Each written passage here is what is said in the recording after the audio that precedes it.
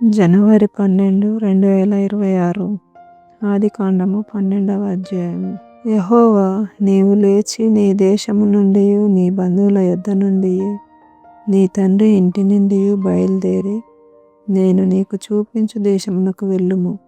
నిన్ను గొప్ప జనముగా చేసి నిన్ను ఆశీర్వదించి నీ నామమును గొప్ప చేయుదును. నీవు ఆశీర్వాదముగా నుందువు. నిన్ను ఆశీర్వదించు వారిని ఆశీర్వదించెదను, నిన్ను దూషించు వారిని శపించెదను.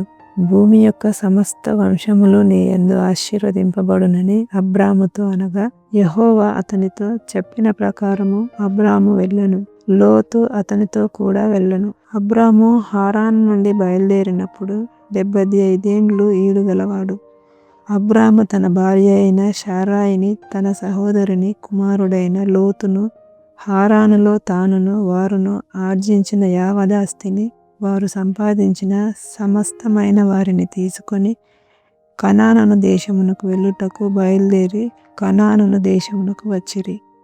అప్పుడు అబ్రాము షెకెమునందలి ఒక స్థలము దాకా ఆ దేశ సంచారము చేసి మోరే దగ్గరనున్న సింధూర వృక్షము వద్దకు చేరెను.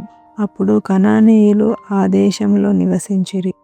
యెహోవా అబ్రామునకు ప్రత్యక్షమై, నీ సంతానమునకు ఈ దేశం ఇచ్చెదనని చెప్పగా, అతడు తనకు ప్రత్యక్షమైన యెహోవాకు ఒక బలిపీఠమును కట్టెను. అక్కడ నుండి అతడు బయలుదేరి బేతేలుకు తూర్పుననున్న కొండకు చేరి పడమటనున్న బేతేలునకును తూర్పుననున్న హాయికిని మధ్యను గుడారము వేసి అక్కడ యెహోవాకు బలిపీఠమును కట్టి యెహోవా నామమున ప్రార్థన చేసెను. అబ్రాము ఇంకా ప్రయాణము చేయుచు దక్షిణ దిక్కుకు వెళ్ళెను.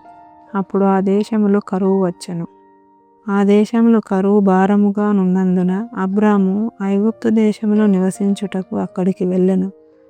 అతడు ఐగుప్తులో ప్రవేశించుటకు సమీపించినప్పుడు అతడు తన భార్య అయిన శారాయితో, ఇదిగో, నీవు చక్కని దానవని ఎరుగుదును. ఐగుప్తీయులు నిన్ను చూచి ఈమె అతని భార్య అని చెప్పి నన్ను చంపి నిన్ను బ్రతకనిచ్చెదరు. నీ వలన నాకు మేలు కలుగునట్లును నిన్ను బట్టి నేను బ్రతుకున్నట్లును నీవు నా సహోదరివని దయచేసి చెప్పమనెను. అబ్రాము ఐగుప్తులో చేరినప్పుడు ఐగుప్తీయులు ఆ స్త్రీ మిక్కిలి సౌందర్యవతి అయి యుండుట చూచిరి. ఫరో యొక్క అధిపతులు ఆమెను చూచి ఫరో ఎదుట ఆమెను పొగడిరి గనుక ఆ స్త్రీ ఫరో ఇంటికి తేబడెను. అతడు ఆమెను బట్టి అబ్రామునకు మేలు చేసెను. అందువలన అతనికి గొర్రెలు, గొడ్లు, మగగాడిదలు, దాసులు, పనికత్తెలు, ఆడుగాడిదలు, ఒంటెలు ఇయ్యబడెను. అయితే యెహోవా అబ్రాము భార్య అయిన శారాయిని బట్టి ఫరోను అతని ఇంటివారిని మహావేదనల చేత బాధించెను. అప్పుడు ఫరో అబ్రామును పిలిపించి, నీవు నాకు చేసినది ఏమిటి? ఈమె నీ భార్య అని నాకెందుకు తెలుపలేదు? ఈమె నా సహోదరి అని ఎలా చెప్పితివి? నేనామెను నా భార్యగా చేసుకొందునేమో. అయితేనేమి, ఇదిగో నీ భార్య, ఈమెను తీసుకొని పొమ్మని చెప్పెను.